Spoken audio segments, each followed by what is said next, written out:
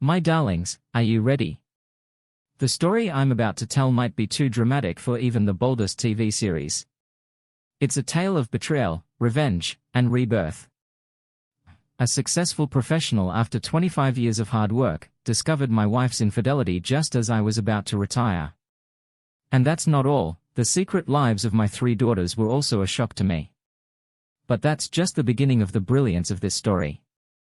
Welcome to the Love and Betrayed Love channel. If you enjoy this story, don't forget to subscribe and give it a thumbs up. I ran a final check around the house to make sure I hadn't overlooked anything crucial.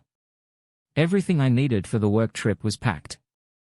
I assured my 25-year-old wife that I had parked my corporate car at the airport, but it remained at the office with other company belongings at 45. After 25 years in management, I left early, electing to invest 3/4 of my stock options in my company's retirement account each year. I avoided taxes and received a hefty retirement payment that exceeded my current salary. My focus on technology investments paid off, and retirement checks are now deposited into my new Bank of America account. Last Friday I deposited my final salary, which included vacation pay and a $85,000 check from sold stocks, a nice nest fund, to avoid being considered marital assets. The corporation agreed to replace me at half the cost. I didn't deposit the stock check until today.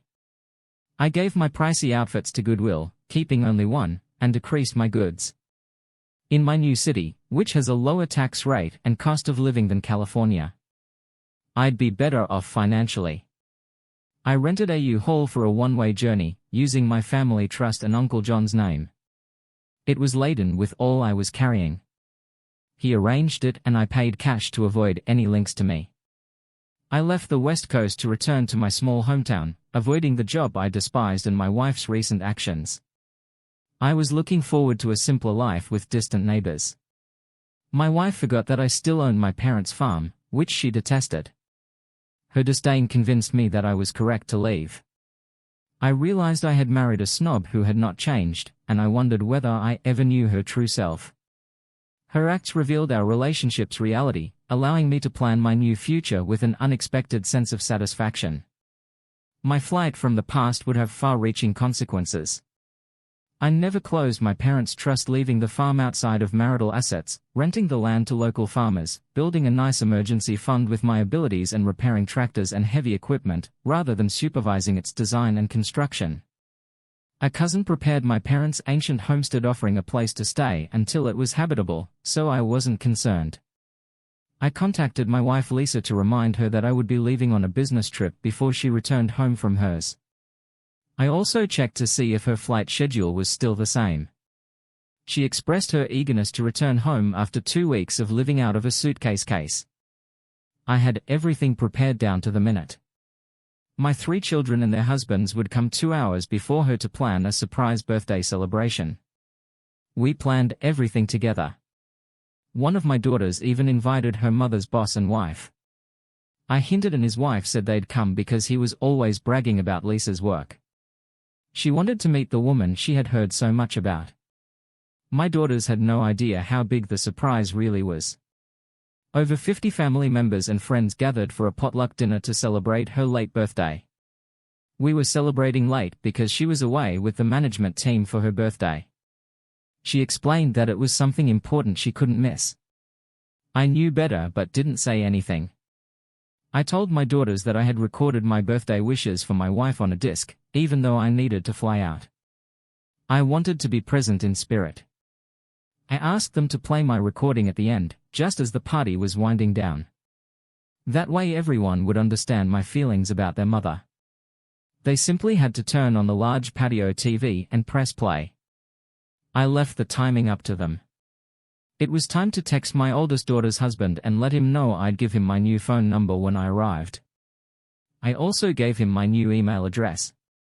We had been working together for several years. Daniel was one of the rising stars at my previous job, and I met my eldest daughter through my work as an accountant. He knew about my retirement plans. He thought I was doing this because I found out about my wife's affair. He doubted it until I showed him the investigator's report. He's the type who needs to see to believe. I felt some regret about tonight, mostly because Daniel would learn a hard truth in an unpleasant way. But the truth had to come out. He suggested I remove all my contact information online, even closing my Facebook page, which I did once Lisa was on the plane home. He said to let her worry about the unknown. She may be my mother-in-law, but she deserves it. After what she did.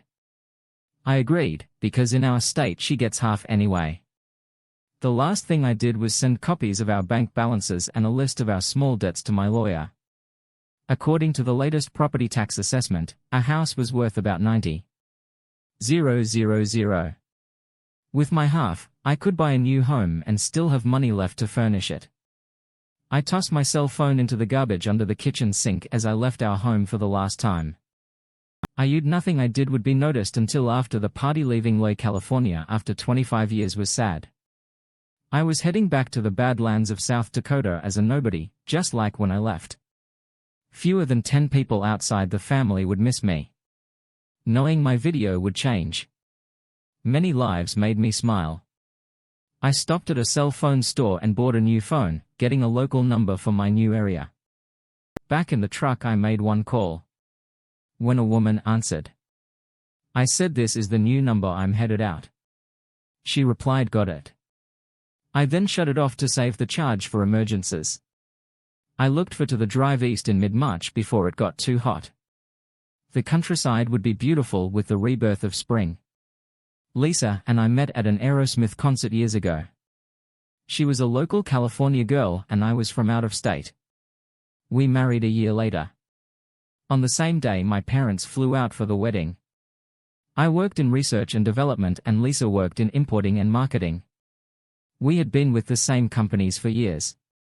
Even now, Lisa turned heads when she walked into a room. She still had the same figure as when we married and dressed stylishly, showing off her best features. I couldn't say the same for myself. I had the typical dad bod with a pot belly and all. Lisa was eager to get home after spending 2 weeks with her boss and lover, Eric Davis.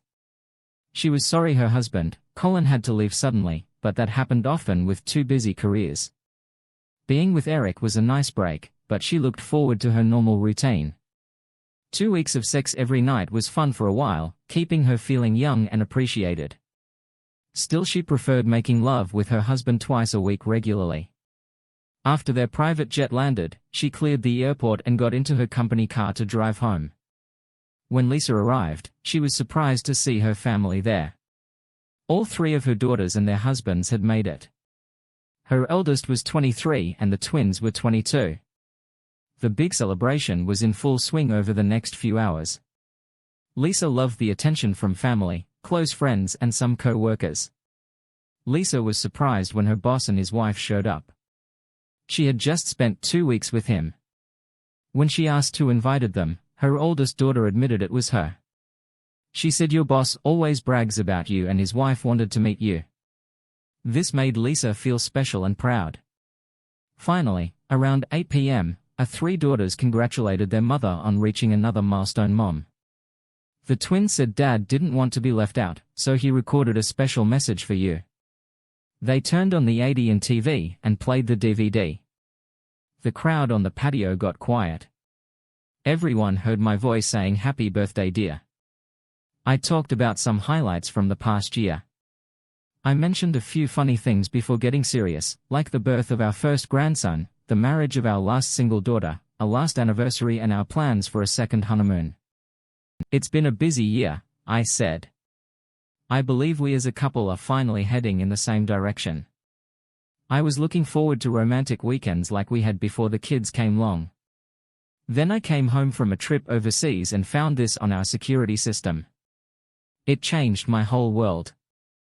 I found out that my wife and I lived with two different realities. The video clip started playing, showing my wife and daughters talking about having lovers on the side without their spouses knowing. It got very quiet as the clip revealed their comments about their lovers, who they were, what it was like, what they did, and when they even talked about covering for each other when needed. The first time I saw, I was shocked. It seemed unreal to hear women talk about their affairs so openly. I had to watch it more than once to accept this new reality. It was interesting to hear how easy they thought it was to deceive their spouses. Lisa bragged that she had her third lover in the last 10 years. She said each lover brought her different and exciting experiences until she got bored. She proudly said she was already looking for her fourth.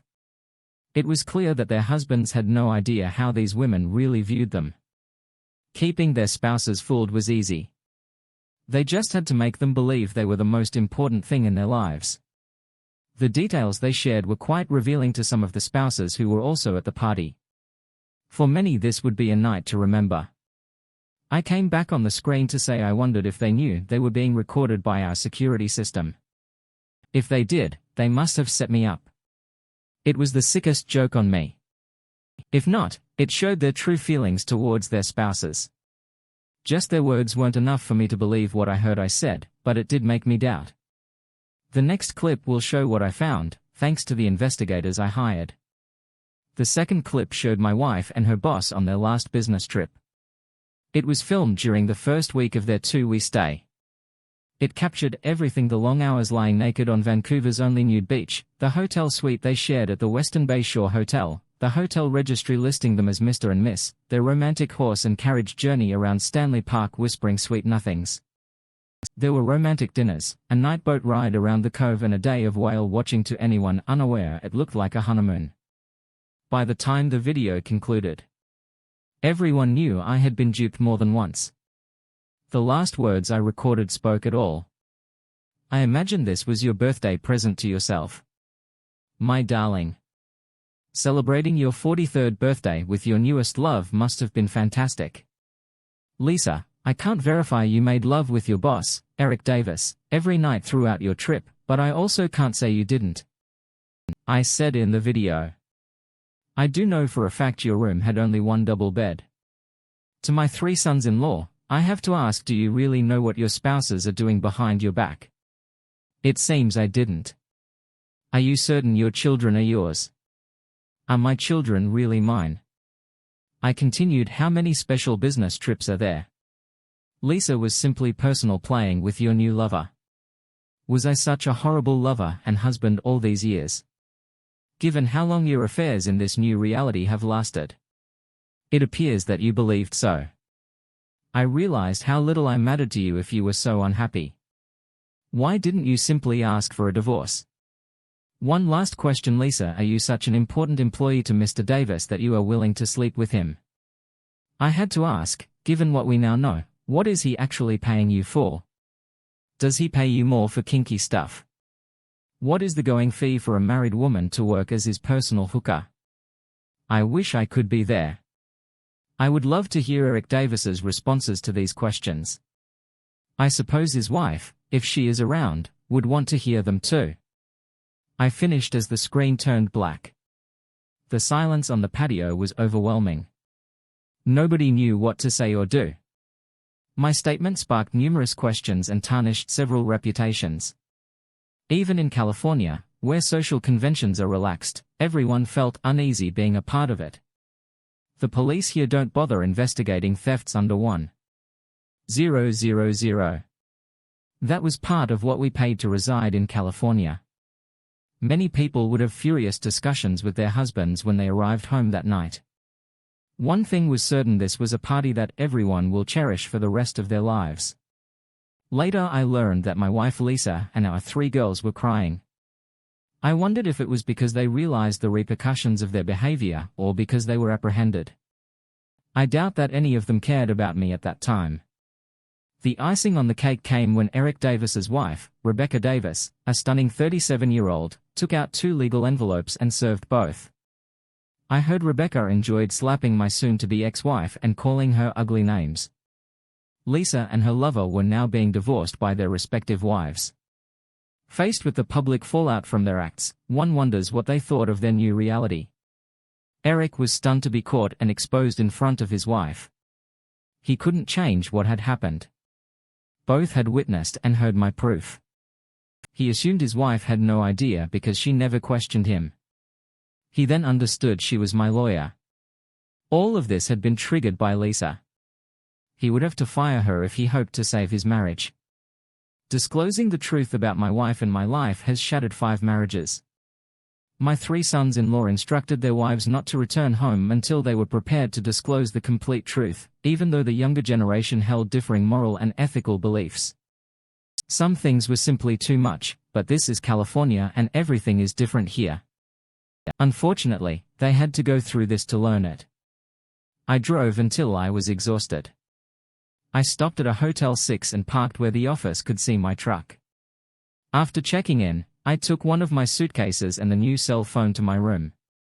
After a shower, I prepared for bed and charged my phone Curie. It compelled me to turn it on to see if I had received a message from the lady who had my number. I did. The text says home from the party.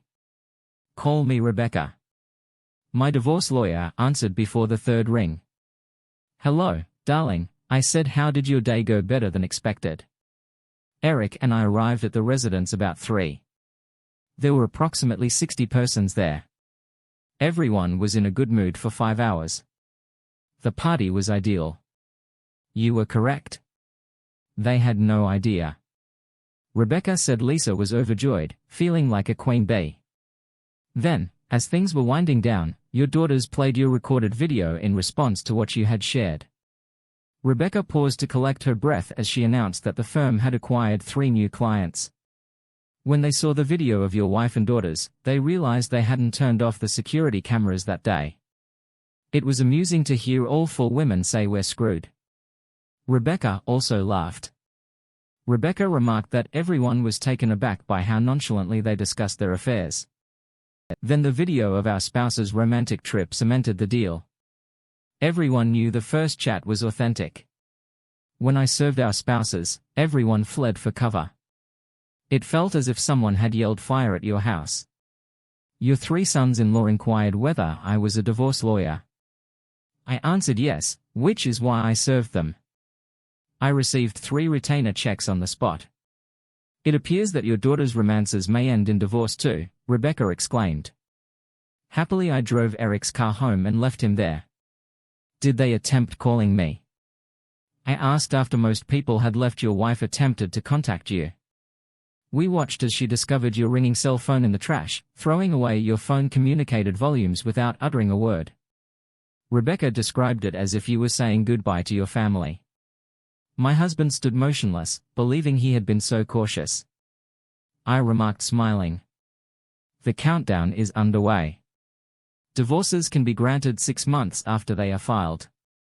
I don't regret discovering that chat on the security system. Without it, I would not have met you. Perhaps they will settle swiftly and without a fight. Do you still want everything sold and converted to cash? Rebecca inquired. Yes, unless she buys me out. With so many people leaving California, I suggested that it could be better for me. If that's what she wanted tomorrow, she will begin to panic. Rebecca added. I would love to see her face when she finds out you are no longer with your former employer. I'll put my legal firm up for sale tomorrow. I notified my sister and her husband that you were on your way. He is looking forward to meeting you. He still believes you helped him acquire his tractor dealership a few years ago. The ramifications of creating this new reality have only barely begun. I wonder if they'll still be laughing when we're finished. I responded before saying goodbye. Lisa stood there holding her husband's cell phone. She wanted to tell him that Eric Harper didn't mean anything to her and that their 3 girls were his. Then it struck her. He was no longer concerned about the truth. This was his method of letting everyone know he was done with them. Her lies were to blame. She had been too selfish to consider the consequences of getting caught. She realized that the fun, excitement and sex on the side were not worth the money. There was no going back. Loy remained a small town. In many ways people may forgive, but they will not forget. There were always whispers behind her back. Colin's actions conveyed a clear message. He had written them all out of his life, at least until his anger subsided. It might take him a while. He had always forgiven her for her bad behavior in the past. Perhaps he will again. Lisa began to believe that with time, she might be able to win him back. Lisa admitted to herself that she had not planned her life. It had evolved over time. She had a progressive mindset and preferred to blame others rather than accept responsibility. She saw nothing wrong with what she was doing. After all, no one was being hurt after getting away with it. Once she found herself involved in a second affair. Eric Davis was her third lover until today. She never imagined she would be caught Colin, and she had been so preoccupied with their careers that when they returned home, they focused solely on each other and shut out the rest of the world. Her own stupidity had set him off because of her actions. Even her daughters were considering divorce.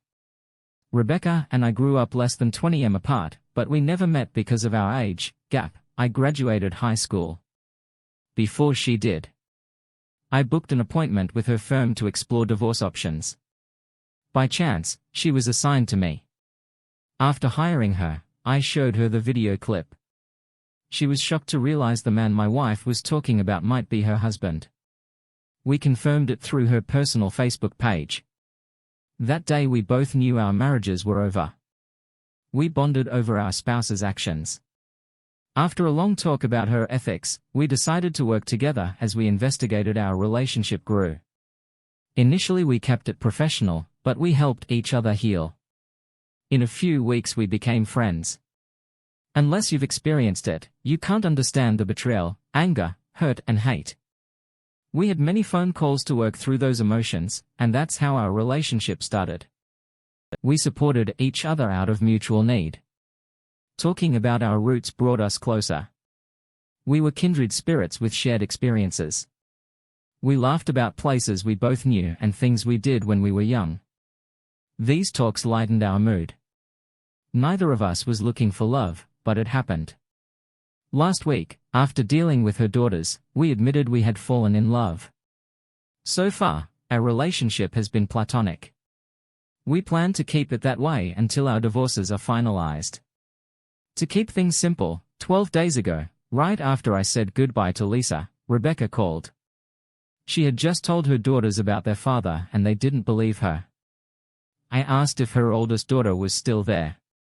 She said yes, so I asked to speak to her. I told her daughter that their mother was my lawyer and that I had evidence to show them. I explained that I didn't know who Rebecca was when I hired her for my divorce. It wasn't until she saw my evidence that we realized we had the same problem. I suggested they view the evidence before passing judgment. Rebecca's daughters came to my place about half an hour later. I showed them the house's security system and how it worked. You could turn off the outside cameras before entering the house, but if you forgot to turn off the internal ones, they would record any sound or movement. I thought they needed to understand this before seeing the video. Then I had Amber and Meadow watch the discussion between my wife and our daughters. They were shocked hearing their father discuss intimate details about his bed life with my wife was disturbing. This is what your mother saw after I hired her. Because of her ethics, she couldn't tell you how she knew. I explained. Right now your father and my wife are in Vancouver on their fake business trip. I have investigators getting more proof. When my wife Lisa returns, she will be served with divorce papers. I had a long conversation with the two girls about the meaning of vows, emphasizing that while forgiveness is easy, rebuilding trust is the real challenge. I expressed concern that my daughters are learning from their mother's behavior, which Lisa admitted has been ongoing for years. This situation has made us question the sincerity of our marriage vows and view our marriage in a different light. I pointed out that our lives have been torn apart by these actions and without our children, everything we knew would feel like a lie. Meadow, Rebecca's youngest, surprised me with her insight, noting that if our spouses respected us, they would have never betrayed us. After the conversation, I called Rebecca to share how it went. She later told me her daughters found her easy to talk to. Amber, Rebecca's daughter, mentioned that I remind her of her grandfather, making complex issues simple and understandable, a trait she associates with our shared rural background. Both Rebecca and I are realizing the value of the simpler life we left behind and are seeking to return to it, moving away from the constant rush and competition of our current lives. At 6:00 the next morning I was on my way. I got back on Interstate 80 East by tonight. I hope to be out of Nevada and into northern Utah near the Wyoming border. I was taking my time to see some sights I had always wanted to see. Surprisingly, I was at peace. That night after checking into a nice inn, I checked my new email account. I had a message to call my oldest son-in-law. Thankfully, he gave his phone number. "Hi, Daniel," I said. "Hi, Dad, glad you called." He said, "I've got a lot to tell you, but first, where are you?" "I'm on the road nursing my wounds," I said with a serious chuckle. "I'll mention it to the individual who asked if I heard from you." Daniel said, "It's been a wild day. Lisa showed up at the office this morning demanding to know where you were sent. She decided to catch a plane to sort things out with you. She still felt she could save the relationship," he said when she was told you had retired. "She asked for proof, so I was called to talk to her. I told her you would take an early retirement and we're moving. She asked where. I said I didn't know. She declared me a liar, stating you know where the retirement checks are routed or confined. Find out." He informed me it went downhill from there. I had to ask security to escort her away. He claimed I should not have laughed, but I did. "Oh, it gets better. Dad." Carrie contacted to say her mother was dismissed shortly after Eric Davis was served with your $5 million alienation of love action via a lawyer in Vancouver. She needed to call a taxi to get home. Lisa went to a labor lawyer and gave him another issue to handle. Daniel explained that they served him around for the day. "Car wants to come home and see our son." I told her we were not going to do anything until I confirmed that my boy was mine. If she does not like it, she can take me to court. Carrie claims she has not slept with anyone since our wedding. He went on, and I said, "That is not what your own words claim in the recorded chat." "Well, at least they are not bothering me about it," I responded with a laugh. "I'm using the opportunity to see some sights that I've always wanted to see. This spontaneous vacation is turning out to be the best thing I've done in a long. The question is, would you truly divorce her, Daniel?" The twins got their clothes and moved in with Lisa, Daniel added. "My wife is also staying there. Nobody wants anything to do with them right now. Everyone is too agitated to think clearly. Divorce hinges on what the DNA proves. If he is not my son, we have no reason to continue together right now. It appears that I was given a bogus story. She only showed me the things she wanted me to see, like bait on a hook. I've had around 6 months to cope with my emotions. Believe me, it takes that long to decide what you can live with. So take your time and don't rush through anything. I say time has enabled me to go forward and rebuild my life. It's moving in a new direction and I'm excited about it." "So you aren't coming back?" Daniel stated, "Only if one of my lawyers requires me in court." I stated that the location I am moving to has lower taxes and a lower cost of living. Thus I will be financially better off. In addition, the CEO has requested that I serve as an advisor on occasion. I can do it for my future home using a secure line and my PC, so I'll never get entirely out of it. I told him I'd do it as long as I wasn't required to wear a suit or tie. "Well, Dad, they already miss you here," Daniel explained. "I heard that people would present you with their ideas and you would point out what was excellent and what may go wrong. Is this your new cell phone number?" "Yes, but for now keep it to yourself." I spoke. "One final thing, tell Lisa the next time you speak with her that she can return to one of her other friends with benefits. After all, they had already accepted her. If she argues, simply say so. For the past 10 years, you've demonstrated that he was just your backup plan." Daniel had filmed our talk and emailed it to my wife and daughters, something I was unaware of at the time. I later learned that Lisa was unimpressed. She believed I had no right to advise my son-in-law on anything. After all, I was only a man. My daughters were beginning to realize the expense of adopting their mother's lifestyle. Each of their husbands preferred as little interaction with them as possible. They were beginning to turn against their mother. The following phone went to Rebecca, who was thrilled to hear from me. She and her team were besieged with 5 new divorce cases as a result of my wife's surprise birthday celebration. It appears that 1 or 2 of Lisa's prior companions have been identified. She was aware of Lisa was firing and explained that it was Eric's attempt to reconnect, but she was uninterested. He didn't realize the board of directors had previously spoken with her and explained everything. Lisa would be rehired and promoted, while he would be demoted for utilizing company resources for personal gain. She was simply that skilled at her work. Rebecca told her daughter that she was returning to South Dakota following her divorce. If they wanted to stay in California, they'd have to find their own apartment or live with their father. She explained, "I've reached an age where I prefer a simpler life." Meadow asked, "Is it because you are in love with Colin Waite?" Rebecca responded, "I have, but we have not acted on it. We haven't taken any action yet, but I felt compelled to convey our situation." Meadow said, "I hope it makes you feel younger again." Rebecca said it does. She offered them to join her when she moved, saying, "You are old enough to choose the type of life you want. Learn from what I'm going through. I thought Lisa would have a hard time finding another man like me." Her actions had harmed her chances of finding an honest, loving relationship as a result of the publicity surrounding our breakup.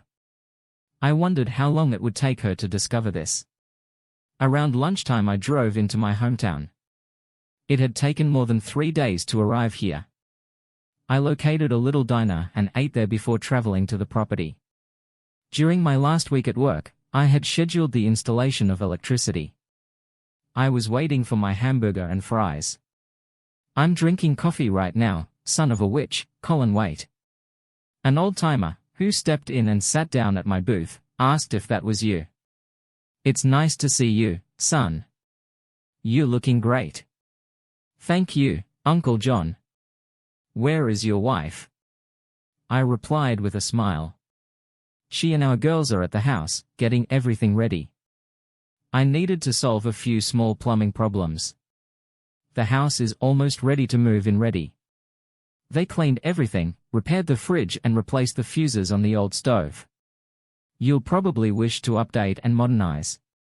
We now reside in town because Robert and his wife have taken over the property.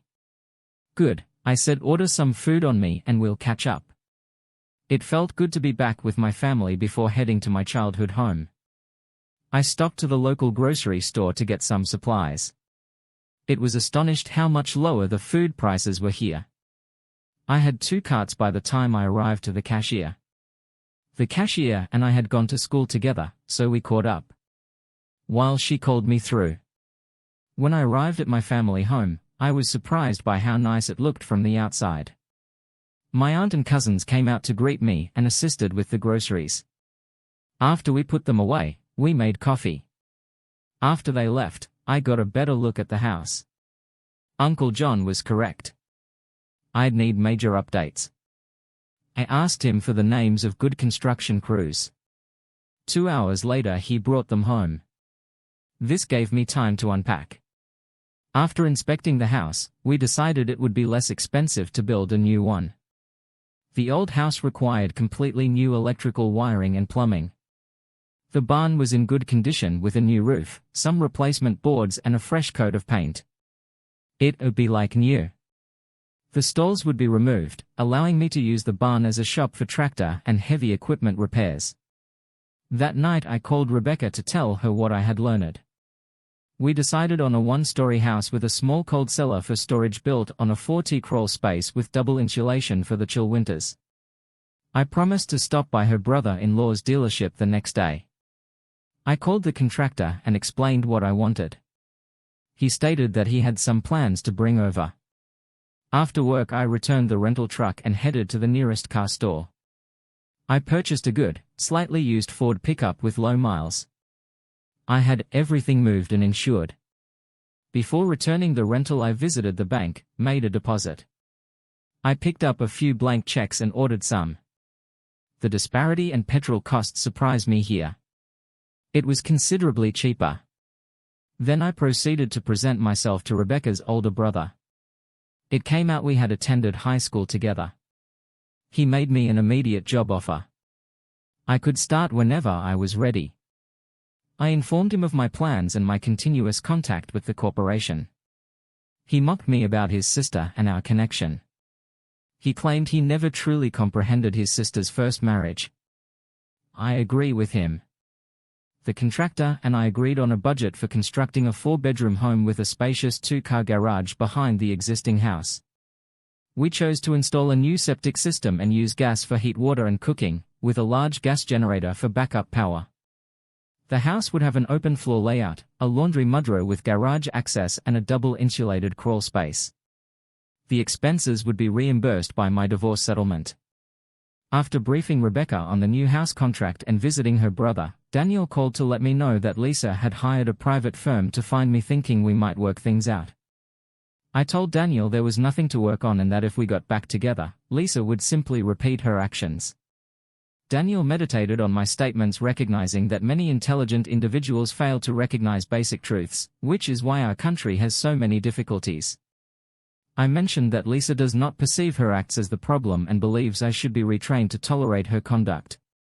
She is not remorseful for what she did, only for being caught. Daniel recognized the validity in my perspective and felt he needed to talk to Carrie about marriage equality. He recalled his father's adage, "What's good for the goose is good for the gander," and realized that his mother saw him as a means to an end. I suggested that Daniel seek marriage counseling, ideally with a conservative counselor, in order to expose Carrie to a different perspective. Daniel acknowledged that until Carrie found a balance, their relationship might not last and he might have to leave for his own sanity. I began working on the barn, tearing down the stalls. It kept me busy.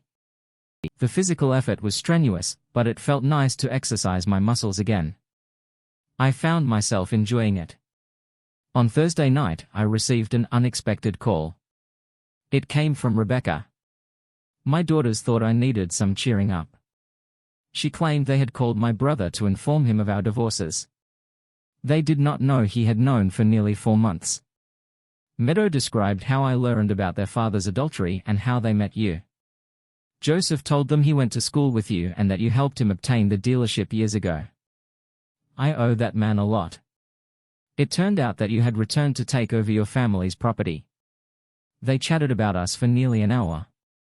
Everything slowly came out. They were startled that their favorite uncle approved of our relationship as it stands.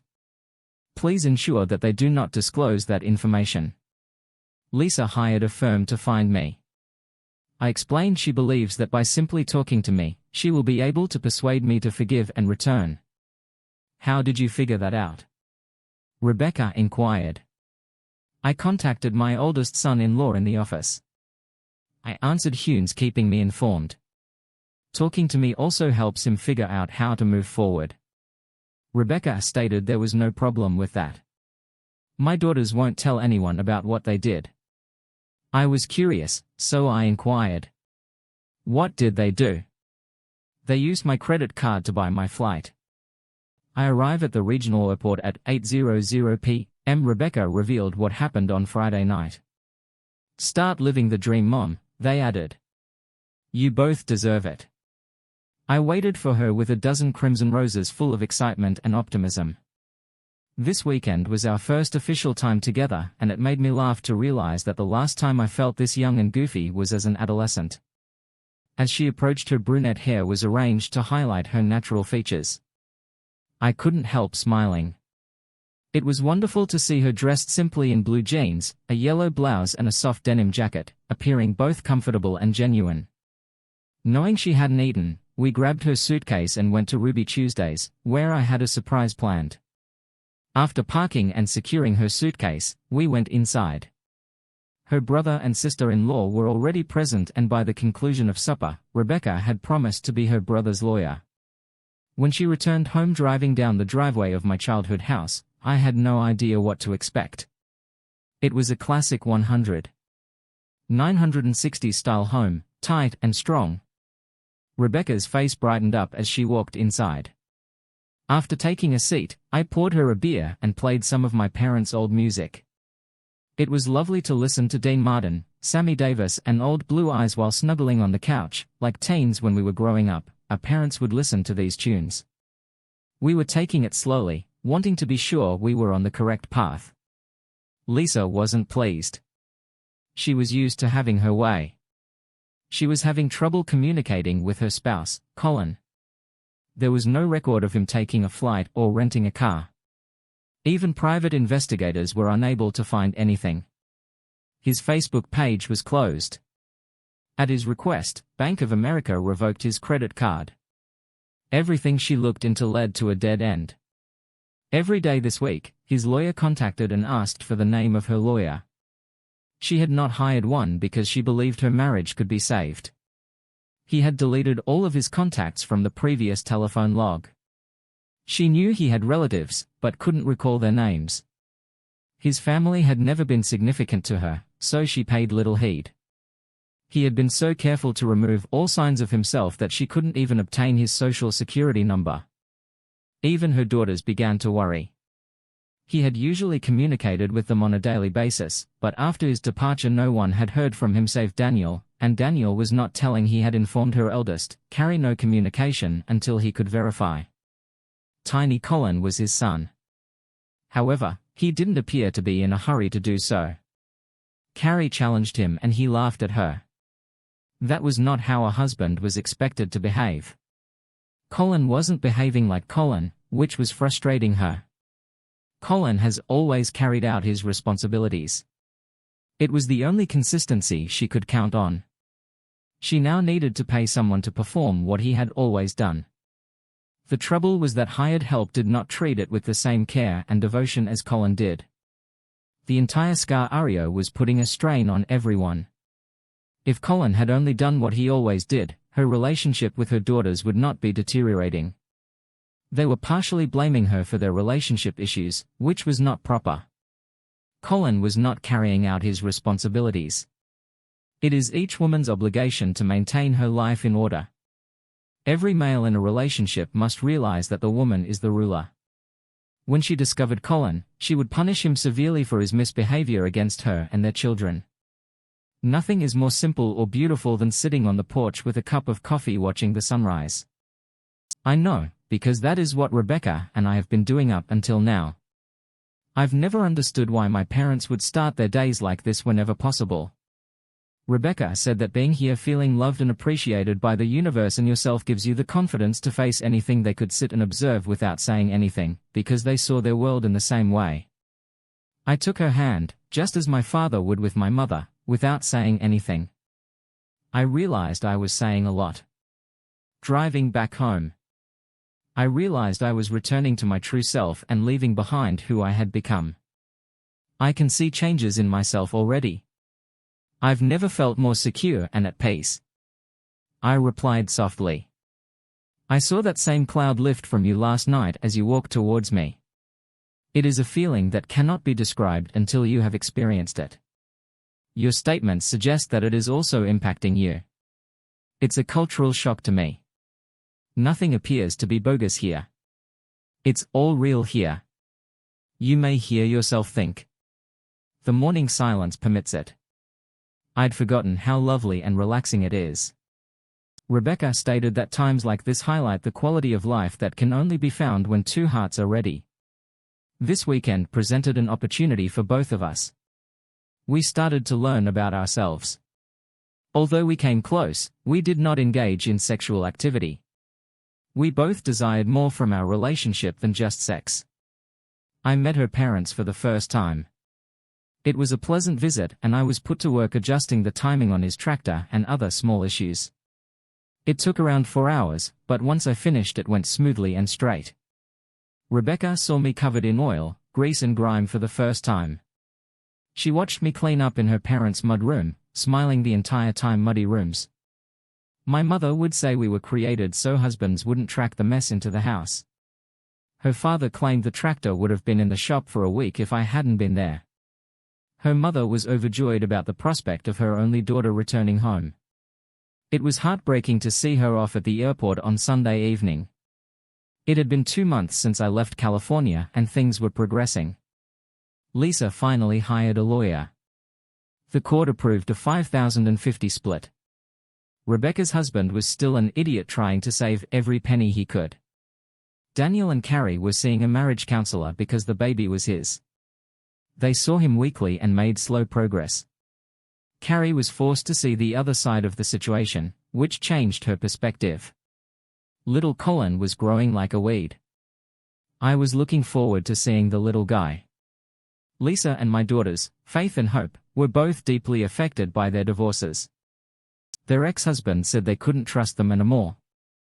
Unfortunately, I understood why my ex-wife's relationship with her daughters had changed forever. I was back in Loy, flown in by private jet to spend a week or two testing the company's most recent model. It needed to pass the final inspection before going into mass production in 2022. I'd spend the next 2 weeks making sure it was durable, strong, easy to move and repairable. The firm reserved a room for me at the Hampton Inn and Suites in one of the towns. Amber Harper chose to take her mother to dinner at the hotel restaurant. They were already seated when I entered. Amber saw me and smiled as I approached her. We had met earlier in the day for coffee to ensure that everything was going as planned. "Mama, I hope you don't mind, but I invited a friend to join us, so you might want to move a little further into the booth." Amber stated, "I think you'll be delighted to see them." Rebecca said, "What are you up to?" She asked, sliding over to make space. "It's just someone I've gotten to know over the last 5 weeks in Meadow, and I agree that we're excited to spend more time with him." Amber spoke as I sat down. Rebecca turned to face me, breaking into a huge smile as she recognized who I was. I had developed a mustache and goatee in the previous 2 months and appeared to have lost weight, but I had not. My body fat had turned into muscle. "Wow, what a surprise." Rebecca said, "I love your new look, but what are you doing here?" "First of all, I'm going to have a nice dinner with my girlfriend, friend and her daughter during the meal." "I'll explain." I said, "Amber, thank you for helping me pull off this little surprise." Just as we were starting to order, Meadow showed up. "I hope I'm not too late." Meadow said as she sat down. "I had to work a bit longer than I planned." During the meal I explained that I was in town to test a new model planned for release in 3 years. The biggest change was that the huge tractor would run on natural gas. If it met our expectations, farmers could build a refill station on the farm at the cost of labor. The equipment cost would include the fixtures for the refill pump. Since natural gas is cheaper and cleaner than gasoline, we thought we had a very marketable product. If the test model succeeded, the company would offer it as part of a new line. Just before we ordered dessert, Rebecca's daughters asked a question: "Do you two hope to be settled in South Dakota before school starts in September?" Rebecca said yes. "Why, how far is Vermilion from your new home?" "Mom," Amber asked, "about 40 miles from the farm. Why, I start working on my MBA at the University of South Dakota this fall. Can I live with you guys? If not, I can stay at Uncle Joseph's. I chose that school because it's one of the cheapest in the country and I can cut down my living costs." Rebecca was smiling while holding back tears. I took her hand and held it tightly. Rebecca said quietly, "You were right. We are building a new 4-bedroom house. It'll be finished next month." I added, "We wanted to be ready in case you both decided to come, so let your mother know what colors you want for your rooms." "You were planning on us coming?" Meadow said, more hoping. Rebecca said, "We wanted you to make the decision on your own. If I forced you would blame Colin. He would end up paying for it because of the resentment." "How did you figure that out?" Mom, Amber asked. "Colin asked if I trusted you two to make the right decision for yourselves. I said yes," she explained. "He said then let them, because your relationship with me is stronger than with your dad." Amber and Meadow looked at me puzzled. Then Amber spoke, "That first night you sized us up by the time we left. You knew what we would do, didn't you, Colin?" "I knew you were going for further education, Amber, and that it could be anywhere." Meadow was my focus. When she mentioned respect, I knew how it would turn out. I explained the hardest part was reminding your mother that it would all turn out right. The unknown is always tough, but time reveals the needed answers. We had just finished dinner and were leaving. Rebecca and I were going to see a movie. Amber and Meadow were heading home. That was when Lisa spotted me. She was driving in as I was opening the car door for Rebecca. It took her a few minutes to recognize me because of my new look. My lifestyle had changed. I no longer sat behind a desk by the time she realized it was me. We were gone.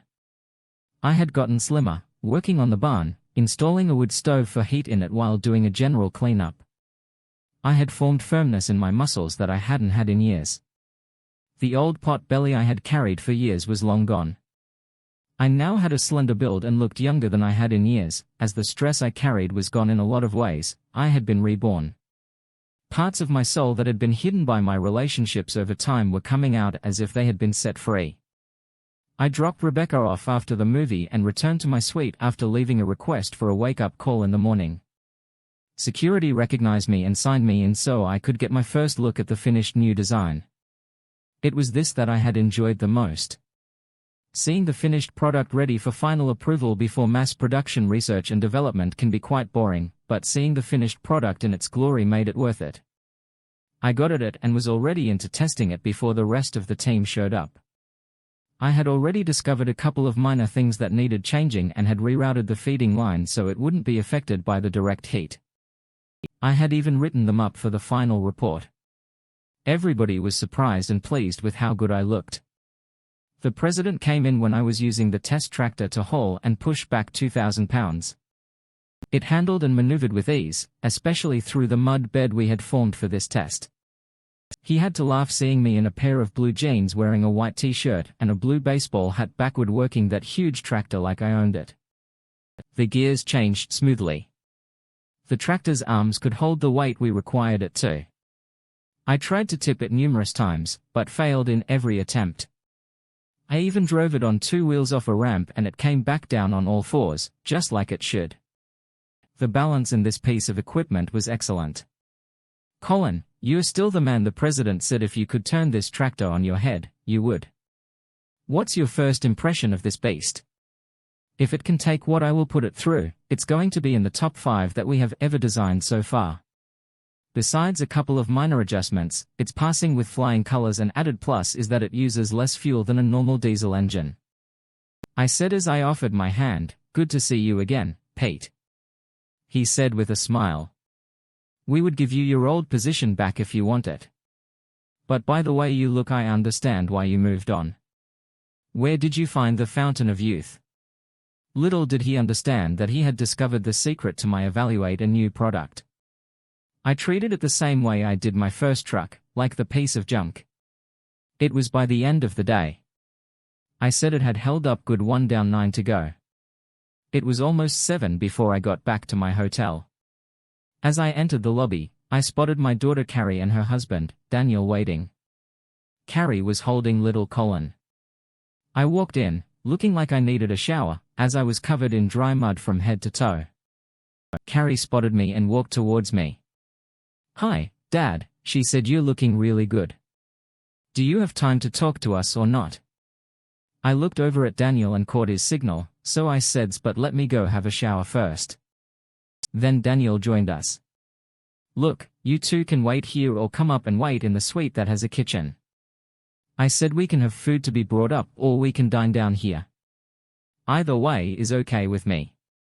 Let's head to your suite and order the dinner while you're showering. Then we can have a private conversation. That's long needed." Carrie stated, so that's what we did. We ordered what we wanted through room service. Then I went for a brief shower as I was getting dressed. Rebecca called, so I informed her what was going on and promised to call her back. After I was done, I broke open a bottle of Crown Royal and poured us everyone a drink.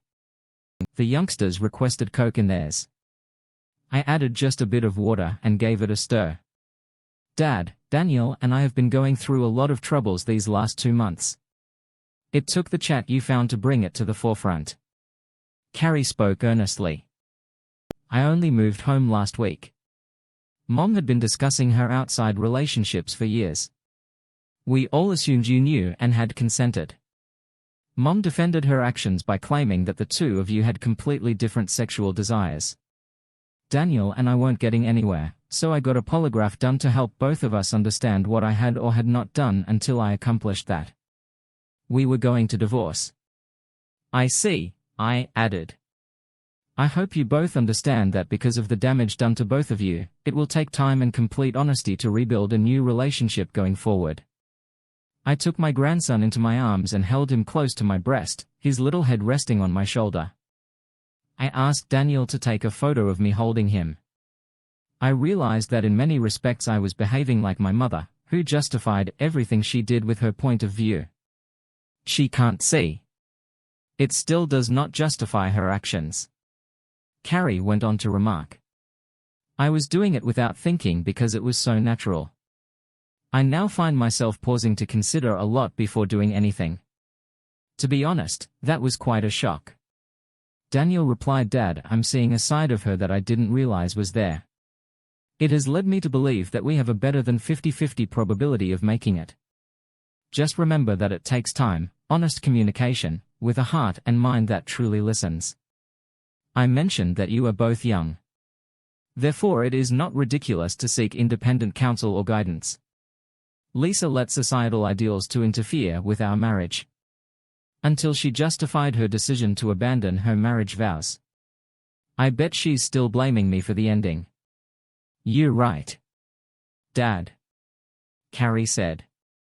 I informed my sisters that I'd had enough of her justifying herself. I wanted to save my marriage. We had a disagreement and I told them to get their heads out of there, but we'd talk until then. Do not waste my time with that. A meal arrived. It was lovely to have dinner with them. Carrie inquired if I had been following a diet plan. I chuckled and stated that I had only been working physically rather than cognitively and my body was reacting well. I no longer spend my days sitting at a desk or on the sofa. It was 10:00 before they went. As they left, Carrie grabbed me and said, I like this new dad I'm seeing. I laughed and stated that since the divorce, pieces of myself that I had kept concealed were revealing themselves. Since your mother's long-term relationship had affected me in ways I had not realized, I texted Rebecca to see whether she was still awake. She was so. I called her and told her how the evening had gone. Time heals all wounds is a popular phrase, but it is not true. It just indicates that acceptance of what transpired has arrived. Nothing more, nothing less. You've educated yourself to accommodate and accept what you can't change. Still, it does not make it right. Despite progressives' claims, Faith and Hope learned the hard way. On Tuesday night, I came into the Hampton Inn lobby around 7:00. My two younger girls were waiting for me. My first idea was that Lisa had delivered a double-barrel shock to me. Boy, was I ever correct. My twin girls decided to lecture me on how I treated their mother. In their view, my behavior toward their mother was nothing but cowardice. I had taken the young women back to my suite for privacy before they confronted me for leaving my marriage with their mother. They acknowledged that both of their marriages had ended because their husbands, like myself, couldn't manage them. As a completely modern, emancipated woman, I'd had enough of their nonsense. I called security. When security arrived, I asked him to remove the young female, since I wasn't interested in what they were offering me. My daughters were let out the back door and instructed to never return. The Hampton Inn security team informed them both that they did not appreciate high-class hookers attempting to spread a social disease to their unwary customers. Rebecca thought what I did was hilarious. IOUs. She stated that those young females will be thinking a lot tonight, because without love, someone is always paying for the sex in some kind. Can I tell Amber and Meadow about this? She asked. I said yes, if you wanted to fire a stick of dynamite without a match. I could not have done it better. Carrie called my room almost 2 hours later. Congratulations, Dad. Carrie said, well done. My two sisters have recently discovered that their excrement stinks exactly like everyone else's. They just left here still in tears. I couldn't turn down the opportunity. I said, laughing, because neither of them would allow me to explain anything. Their actions made it plain that they did not want to hear my explanation of everything. I finally made the only call I could. Security performed a background check on both of them. They came out clean. Faith and Hope attempted to explain that you all have distinct last names. They did not buy it. I told them that when their buddies with benefits were dining with them, the look on their faces indicated that they were being paid for it in advance. I believe they finally got it. I'm glad I didn't go down that route. Now that I've mentioned it, I feel humiliated. Was Daniel in on the conversation? I asked. He heard everything and was very surprised with how I described things. Carrie added that it helped us a lot, because we can now understand what happened clearly. How could our mother have convinced us that what she was doing was fine? Faith and Hope are in severe pain. It'll take a while before they figure anything out. They didn't realize until that moment that their actions made them no better than the street folks they'd looked down on for years. Carrie explained, I suggested you think about it. You criticized our father for what he did. Did you ever consider our actions and what our mother did to him, or did you only care about yourself? That, my dear, is a question I'm still trying to answer for myself. I stated Mom viewed our world through rose-tinted glasses, using her progressive ideas to justify everything. It took Mom being apprehended for your daughters to recognize the reality of their world for what it was. Carrie stated that it is unfortunate that the majority of our society is still wearing theirs and are so oblivious to the truth that when you look them in the face, Carrie, you learn something that many adults will never grasp in their lives. I asked, what is that, Dad? My eldest daughter requested the capacity and expertise to think clearly about even the most basic topics.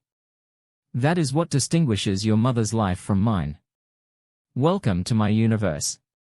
Too bad. You had to learn the hard way. Wednesday night, I went to Rebecca's for a family supper. The girls wanted to start planning the relocation and how we were going to execute it. I told them what I'd learned from Carrie. The night before following supper, we did the dishes. I washed and dried the girls before putting them away. The girls eventually caught us kissing seriously. They kept taunting us about it throughout the evening. Rebecca and I were out getting ready for a private supper at a restaurant near the pier on Friday evening. We were sitting across from one another, looking into each other's eyes and enjoying a drink before ordering. When the twins entered, the host approached us. Your girls realized you were missing her weight and asked if they might join your table. The host spoke. I hesitated, but Rebecca said yes, we'd like them to. I stood up and sat down beside her. Whatever happened, you can't leave things as they are.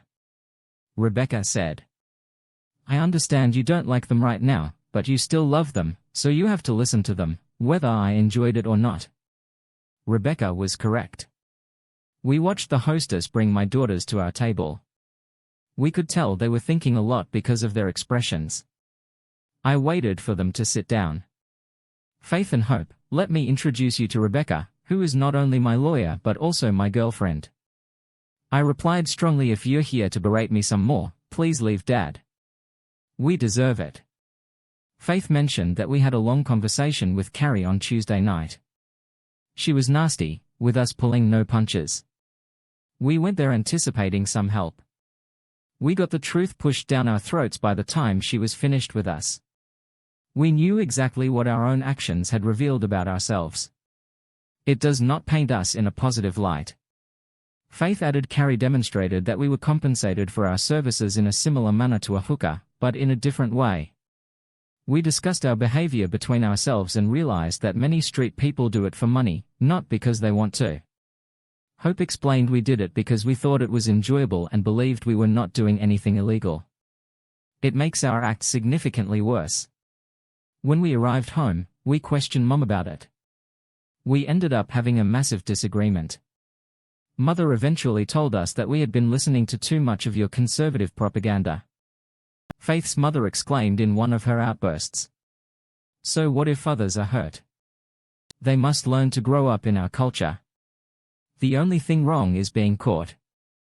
There are no penalties for social crimes. Look at the federal government. We have some of the most powerful politicians making money illegally and nothing happens to them. It demonstrates that the laws only apply to some. As the saying goes, nothing is black and white. Faith stated that every one of us has the right to live our life as we see fit. Mom still feels no regret or guilt.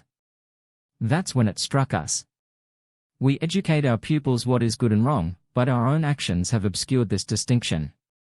We're down here today because we found a 2-bedroom furnished apartment nearby which we've been renting for 6 months. It's reasonable and convenient to the school where we both teach. We both believe it's the first step towards reconstructing our lives. It is time for us to stop living our mother's life and discover who we are without their influence. Hope and I will be moving in tomorrow because Mom will be occupied with a political party event. Faith said when we saw you, we both realized we needed to apologize to you because we were so wrong. Dad, you truly had no choice but to do what you did. We can see that now. If you had confronted us directly, it would have been full-on. One Hope said you knew we had to deal with it our own way. Sometimes you just have to let things play out on their own. I said you were already forgiven because I saw your mother's influence on your behavior. I forgive Lisa, but we will never give her another chance. Her actions have consistently been self-centered and deliberate. With that said, I handed them my cell phone and asked them to enter their contact information. They did and added my new phone number to theirs. What area does the phone number cover? Hope inquired with South Dakota. I said OMG, you went back to Grandpa's farm. Faith replied with a big smile. He would be very proud. You're familiar with the farm? Rebecca asked. Yes, Dad made sure. The three of us spent every summer there, as kids, Hope said, until we started high school and developed the typical adolescent attitude. We all learned to drive on Grandfather's tractor. Dad would always drive us out and bring us back. He spoke with us every night while we were there. We never heard from Mom. While we were gone, we discovered that with her. It was out of sight, out of mind. Grandma used to say that Mom was the shallowest person she had ever known. So Father, why are you in town, Rebecca? Could you give us your cell phone number? Dinner transformed into AC celebration. The twins found out about the new house we were building and why I was in town. They discovered Rebecca had 2 daughters several years younger, while we were dining. Hope received a text from her older sister asking whether they were all right. Hope wrote back that he was eating supper with his father and girlfriend. Rebecca, Faith and I will stop by later to explain everything. We were walking the pier taking a leisurely stroll. I was amazed at how things were slowly coming together. I'm astonished. Rebecca replied, you are moving away from them, pushing them to figure out the majority of it on their own. My father once told me that if you give someone enough rope, they will hang themselves. I said it was true. Their own behavior, as highlighted by their own gender, revealed who they truly were. If I had been here, it would have been 4-1. This manner. They were working against themselves. Their own sense of honesty and integrity had brought them down. Evil cannot exist unless it is supported by someone carrying out the desires of others. Rebecca stated that in our society too many people blame others rather than themselves. In many respects, I was the scapegoat. I couldn't go along with what they did, since it was never right in my opinion. I told Lisa that was a weakness that could be used against you. Rebecca stated, I consider it one of your strengths, because your actions reflect who you are. You could never be a follower swayed by the whims of those who lack principles. You are firm and stand your ground. Lisa arrived home expecting to see her twin daughters. The political event on Saturday took longer than she had anticipated. She wanted to suggest that they go out in the evening. She reflected on their last quarrel and felt she had gone too far. It had grown heat, because she recognized some of their father's characteristics in them, which she couldn't tolerate. She'd just thrown her handbag on the counter to retrieve a Coke from the fridge. We moved out when she noticed the 2 house keys resting on the counter on top of a small message. We don't like what you've helped us become. Good luck with your life. We've blocked your number. It was signed by both Faith and Hope. I haven't heard from them since Tuesday night, when Dad had security eject them from the Hampton Inn. Carrie said, curious how her mother would react. Why did he get them thrown out? Lisa asked. They wanted to tell him how poorly he treated you. They pursued him as if they were attempting to take him down. Dad told himself, I've had enough of this, and contacted security when they showed up. He refused to buy what they were attempting to sell. Carrie claimed security took them out the back door because they assumed they were high-class hookers. But they aren't, and you are aware of this. Lisa said, looking concerned when they arrived here in tears. They told me the story. Do you want to know what I told them? Mother Carrie out seriously. Yes, perhaps I do. Can said. I told them that while their buddies with benefits were dining with them, they weren't. Carrie revealed that they were paid in advance. Carrie chuckled as her mother's face turned blank. Lisa began crying. Carr's words struck her hard. She felt she would never be able to speak directly to her husband Colin again, let alone be alone with him. Carrie stated her father's truth. Lisa knew it immediately, without saying anything to either of them. It destroyed them all. Nobody who was Hun could quarrel with such basic statement. Everyone who heard it would recognize it as a simple, straightforward fact. All those weekends away with her friends with benefits which she mistook for romantic escapades were actually compensation for her services. Colin refused to put any twist on the plain reality. It took her 12 weeks to figure out what he said on the tape the night she returned home from Vancouver. For more than 10 years, her activities had transformed her twins into what he viewed as a high-class hook. No one could tolerate that. No surprise. He abandoned them. She'd given him no option. She'd never seen it from his perspective until now. If the truth came out, she was doomed. He recognized it by walking away. He left her something she had not left him. Her dignity. She'd wrecked herself and her entire family. She went too far with her progressive lifestyle. She no longer had a relationship with her husband or daughters because she refused to admit the truth about her behavior. Admitting response possibility was not the progressive approach. For the first time, she did not have a scapegoat. This one was about her. She'd ruined herself. Lisa looked around the house and realized she needed to sell it to move on. There were too many memories that reminded her of what she had lost. Facing the truth was difficult. She'd declare the house was too huge for her and everyone believed her. Eric Davis would be relieved to learn what had transpired because he thought she had gotten off lightly. She would be like him, completely alone. Rebecca and I returned to her place after a night out drinking and dancing. We fell asleep on the couch together. Meadow and Amber took advantage of it. They used Rebecca's phone to send images to my two youngest daughters, who called back. The four of them began strategizing. One of her daughters grabbed a blanket and draped it over us. I awoke with a vision of a sleeping angel in my arms. My phone shone. It was after 7:00 a.m. We went to bed around 1:00 a.m. Meadow was already awake, sitting in a chair observing us. Meadow smiled and remarked, "I guess I'll have to get used to seeing this." Mom seemed to be really pleased and content. "I will go make coffee for all of us." About an hour later, the four of us were relaxing and conversing around the kitchen table when the girls unexpectedly ambushed us. "My family will arrive for a get-together around 3:00 this afternoon." Rebecca and I hurried. I checked the gasoline for the barbecue and it was fine. While she was redressed after making the grocery list, we walked to my suite, where I could quickly shower and shave. Then we went to the neighborhood grocery store right as we were about to enter. We ran into Lisa.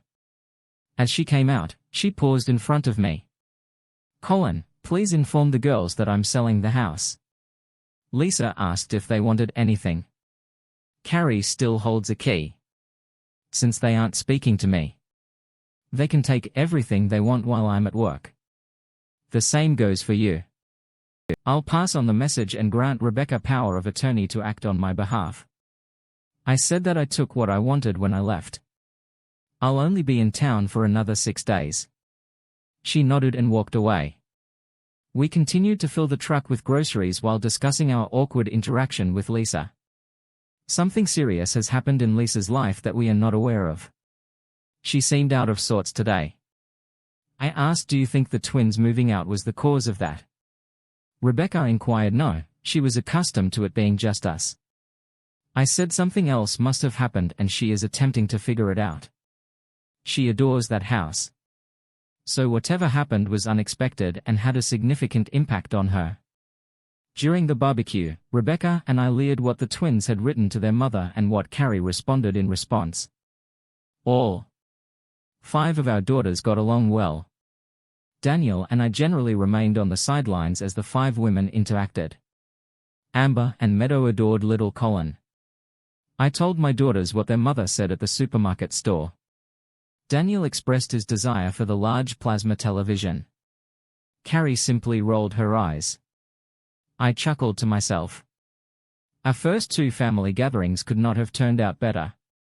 After my girls had left and the cleanup was completed, we relaxed with a refreshing drink.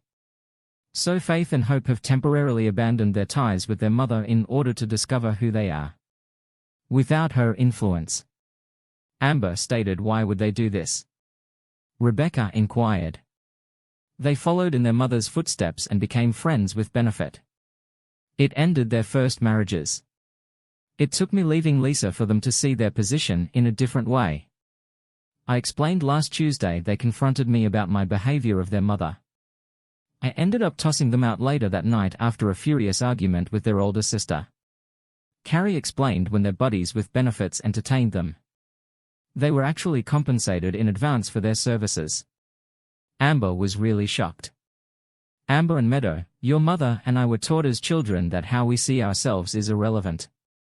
What counts is how the rest of the world sees us. Daniel stated people perceive your actions and words differently. Our actions reveal more about us than words ever could. Rebecca leaned into me and said, Daniel's right. I couldn't have explained it any better. That is why your father's activities have created concerns. They contradicted everything he had claimed. So the twins decided to erase their mother's influence till they figured out who they were. They accepted responsibility for their acts. I explained I'm quite proud of them. They have begun to recover, since they were open about their actions. I guess our statement struck a chord because there was deafening silence for a few minutes. I said, and Amber remarked, you're going to be a great father, Dad. Rebecca lost it. The remainder of the week was calm. Rebecca and I spent as much time together as possible. The new tractor passed every test. The president was thrilled. I named it Betsy. The family had a party before I departed. The twins became closer to Rebecca's daughters. We couldn't get young Colin out of Rebecca's hands. Her maternal instinct was strong. Eric and Rebecca eventually reached an agreement on the asset divide when she offered him the house. He took it thinking it was his chance to reclaim his girls. Rebecca saw me board my flight home. It was the final week of August. The homestead was ready. The old home was demolished and a new one built. The barn was improved as needed. Even the yard had been tidied up. The last thing I did was rebuild the driveway connecting the house and barn. Uncle John drove me to the airport because I was going to drive a U-Haul back. Rebecca sold her practice and an associate would complete the divorce early in September. The farm has received several deliveries in the last month. Uncle John helped us set up the new furniture and donated what we didn't need from Mom and Dad's belongings to Goodwill or located someone who could use. It was good to see neighbors assisting neighbors again. Rebecca greeted me at the airport that Friday about 6:00 with the largest smile I'd ever seen. Amber and Meadow were with her. After giving Rebecca a long-awaited kiss, I got down on one knee and proposed much to her children's pleasure. They caught everything on camera, including me slipping the ring onto her finger. Amber and Meadow, who knew about my surprise, had planned a lavish celebration evening at a restaurant that included food and dance. All of our daughters and Daniel were present. Between Daniel and me, the ladies kept us on the dance floor for most of the evening. Meadow instructed us to wait in the car. When we arrived at Rebecca's house, she and Amber dashed in and emerged with a large overnight suitcase for their mother, Mom and Dad. We reserved you a suite at the Hampton Inn for the weekend. We don't want to meet you until Monday. Amber explained. In our suite we discovered a large basket including 2 bottles of champagne, chocolates, strawberries, 2 glasses, balloons and roses. The card read, "Congratulations from your 5 daughters." I do not think we left the suite all weekend after a delicious brunch. On Monday morning we went to pick up the U-Haul. The one we received was larger than I imagined. I inquired about it, but Rebecca informed me that the reveal will take place in the afternoon at 2 p.m. Faith and Hope. Hope walked up and announced that they were also traveling east. They had applied for positions close to where I would be residing and were hired by the Vermilion School Board. Rebecca had given them some furniture and we would transport everything they removed from their mother's house to a rental storage unit. They rented a 3-bedroom property from a real estate agent, so Amber could remain with them when the weather turned severe. I abandoned the lawsuit against Eric Davis after he promised to pay all of my Vancouver court fees. We received our divorce certificates on the last Saturday of October. Around the end of September, Rebecca and I exchanged vows in front of our blended family. Carrie and Daniel flew out with little Colin to attend. Rebecca surprised my beloved husband Colin and our entire family. I'd like to inform you that a new weight will be introduced into the planet sometime in May. A doctor has not informed me if it is a boy. Thank you for tuning in. If you enjoyed this episode of the story, please give it a like, and don't forget to subscribe to get notifications for updates.